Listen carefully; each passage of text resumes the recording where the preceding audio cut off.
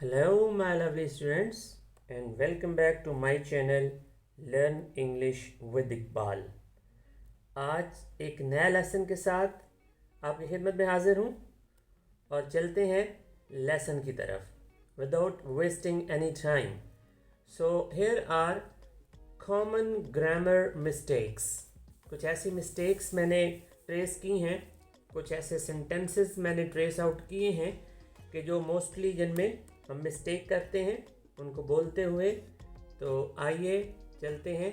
और पहला सेंटेंस शुरू करने से पहले मैं आपसे गुजारिश करूंगा कि if you are new on this channel, please subscribe this channel and also share with your friends and press the bell icon. Thank you so much. So let's begin the lesson. पहला हमारे पास sentence है, Ali has been absent from Friday. तो ये यहाँ पर from नहीं लगेगा क्योंकि फ्राइडे जो है वो स्पेसिफिक टाइम है. तो यहाँ पर क्या लगेगा? सिंस लगेगा, क्योंकि हैज़ बीन और हैव बीन के साथ सिंस या फार लगता है. अगर टाइम स्पेसिफिक ना हो, जिस तरह 5 दिनों से, 4 दिनों से, 2 हफ्तों से, तो फिर लगता है फार. जब हमें पता ना हो, उसके स्टार्टिंग पॉइंट का पता ना हो कि कब से ये काम शुरू हुआ है, तो हम फिर लगाते हैं फार, FOR. लेकिन अगर टाइम स्पेसिफिक हो, कोई डेट हो, कोई साल हो, 2020 हो, 2021 हो, तो हम फिर क्या लगाते हैं? सिंस लगाते हैं. तो यहाँ पर सिंस लगेगा. Ali has been absent since Friday, यानी अली जुम्मे से गैर हाजिर है. ओके, नेक्स्ट सेंटेंस देखते हैं. Divided between the children in class. तो ये जुमला भी बिल्कुल गलत है. यहाँ पर डिवाइड बिटवीन नहीं लगेगा, यहाँ पर अमंग लगेगा, क्योंकि बिटवीन जो होता है वो जस्ट 2 के दरमियान होता है. जिस तरह अगर एक बेंच पे 3 बच्चे बैठे हैं तो दरमियान वाले का नाम अली है और एक अहमद है साइड पे और एक इमरान है, तो हम कहेंगे Ali is sitting between Ahmed and Imran. तो यहाँ पर बिटवीन नहीं लगेगा क्योंकि यहाँ पर सारे क्लास के बच्चों की बात हो रही है, तो यहाँ पर लगेगा among. Divided among the children in class, यानी क्लास के बच्चों के दरमियान इसको तकसीम करो. ओके, नेक्स्ट चलते हैं. I didn't meet nobody. ये मोस्टली मैंने सुना भी है कि लोग इस तरह बोलते हैं, आई डिडंट. आप देखें, नोबॉडी जो है वो भी नेगेटिव है और डिडंट भी नेगेटिव है. तो एक सेंटेंस में 2 नेगेटिव इंप्रेशन नहीं आ सकते, तो इसलिए क्या होगा? I didn't meet anybody. I didn't meet anybody, मैं किसी से नहीं मिला. ओके जी, let's move to the next sentence. That is open page 45 of your book. अपनी किताब का सफ़ा नंबर 45 खोलें. तो जो कि ये गलत है, तो इसका सही क्या होगा? Open your book to page 45, यानी open your book to page 45, यानी ये वर्ड ऑर्डर होता है किसी भी सेंटेंस का. तो इम्पेरेटिव में हम ये open your book to page 45. Okay, next sentence देखते हैं. She is married with a pilot, यानी उसकी शादी एक पायलट से हुई है. तो मैरिड के साथ विद नहीं आता, यहाँ पे टू आएगा. She is married to a pilot. Okay जी, नेक्स्ट चलते हैं.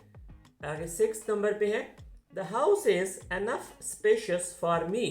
स्पेशियस का मतलब होता है खुला, हवादार. एनफ का मतलब काफ़ी. The house is enough spacious for मी. तो यहाँ पर भी जो एडजेक्टिव है, क्योंकि स्पेशियस जो है वो क्या है? एडजेक्टिव है, वो पहले आएगा. जिस तरह हम पहले देखते हैं गुड एनफ, बैड एनफ, तो यहाँ पर भी क्या आएगा?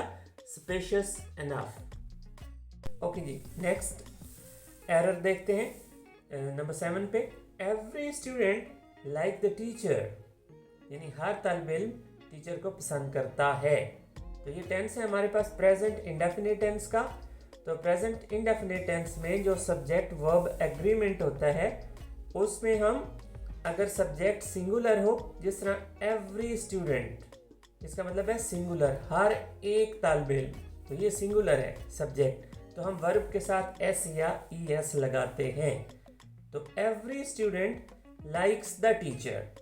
लेकिन अगर सब्जेक्ट प्लूरल हो, जिस तरह अगर होता ऑल द स्टूडेंट्स होता, तो फिर हमने लाइक लगाना था, फिर हम एस या ई एस नहीं लगाते। तो ये प्रेजेंट इंडेफिनिट टेंस का सेंटेंस है, तो इसमें लाइक्स लगेगा। अच्छा, ये एवरी हो, एनीबॉडी हो, एवरीवन हो, तो ये हमेशा सिंगुलर ही होता है। इसके साथ हम वर्ब के साथ एस या ई एस लगाते हैं। ओके जी, नेक्स्ट देखते हैं नंबर 8 पे क्या है। I have visited London last week, यानी मैंने पिछले हफ्ते लंदन विजिट किया। तो अब देखें यहाँ पर हैव नहीं लगेगा, क्योंकि हैव जो है वो लगाते हैं जो वेरी रिसेंट, जिस तरह I just have had my lunch या I just have taken my dinner, तो वो अभी अभी के लिए हम हैव लगाते हैं। लेकिन अगर लास्ट वीक की बात हो रही है तो ये थोड़ा सा पीछे चले जाएगा, तो यहाँ पर क्या लगेगा, I visited London last week. तो ये पास्ट इंडेफिनिट टेंस का सेंटेंस बन जाएगा, यहाँ पर हैव नहीं लगेगा, विजिटेड आएगा, I visited London last week. Okay, number 9 पे क्या है देखते हैं। The woman which works here is from Karachi, यानी जो औरत यहाँ पर काम करती है वो कहाँ की है, कराची की है। तो अब ये रिलेटिव प्रोनाउंस हैं, तो इस पे भी मैं लेसन बनाऊंगा इंशाल्लाह, जो टाइप्स ऑफ प्रोनाउंस हैं ग्रामर सीरीज में। तो यहाँ पर थोड़ा सा मैं आपको एक्सप्लेन कर देता हूँ कि यहाँ पर विच जो है, अब हमने वुमन के लिए यहाँ पर जो रिलेटिव प्रोनाउन लगेगा, तो विच जो है वो नॉन लिविंग चीज़ें जो होती हैं, बेजान चीज़ों के लिए हम विच यूज़ करते हैं, जबकि वुमन के लिए हम हु और दैट, हु या दैट लगाएंगे। The woman who works here is from Karachi या the woman that works here is from Karachi, both are correct, who और दैट। ओके जी, नेक्स्ट चलते हैं। नंबर 10 पे है, could you send me these informations. इस तरह भी कुछ लोग कहते हैं इसको इंफॉर्मेशंस, तो यहाँ पर एस नहीं आएगा, तो ये नाउन है। तो इंफॉर्मेशन जो है उसकी डिफरेंट मतलब उसको हम नहीं बना सकते उसकी कैटेगरी, तो इन्फॉर्मेशन ही होती है, तो यहाँ पर एस नहीं लगेगा। इसी तरह अक्सर मैंने सुना है ये जो समर वकेशंस, इसको लोग बोलते हैं वकेशंस, जबकि ये वकेशन है, एस उसमें भी नहीं लगता।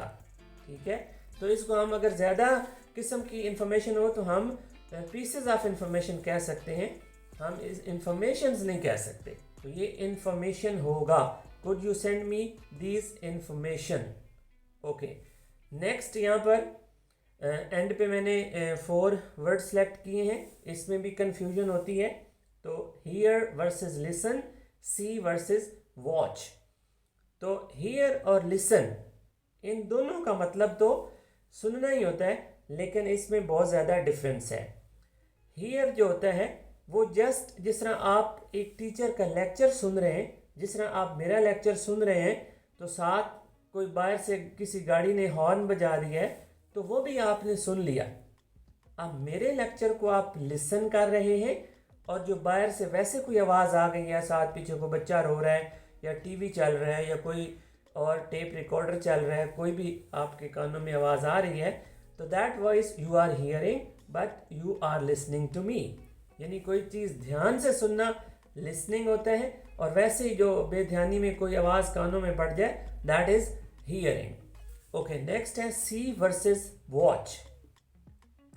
अब सी और वॉच, इस दोनों का मतलब देखना होता है, लेकिन इसी तरह जो वॉच है वो ध्यान से किसी चीज़ को देखना, और सी वैसे ही जिस तरह नज़र पड़ जाती है। इसकी मिसाल मैं यूँ दूंगा कि अगर आप टीवी देख रहे हैं, मतलब आप मैच देख रहे हैं टीवी पर, तो टीवी के साथ कोई गुलदान पड़ा हुआ है, ठीक है, या कोई और सीनरी लगी हुई है, तो टीवी को देखते हुए आपकी नज़र उस पर भी जा रही है, आप उसको भी देख रहे हैं, लेकिन आप टीवी को वॉच कर रहे हैं, मैच आप वॉच कर रहे हैं, जबकि वो गुलदान या वो सीनरी जो है वो उसको you are seeing that object, आप उसको वैसे ही देख रहे हैं। तो ये इनमें डिफरेंस है हियर और लिसन में, सी और वॉच में।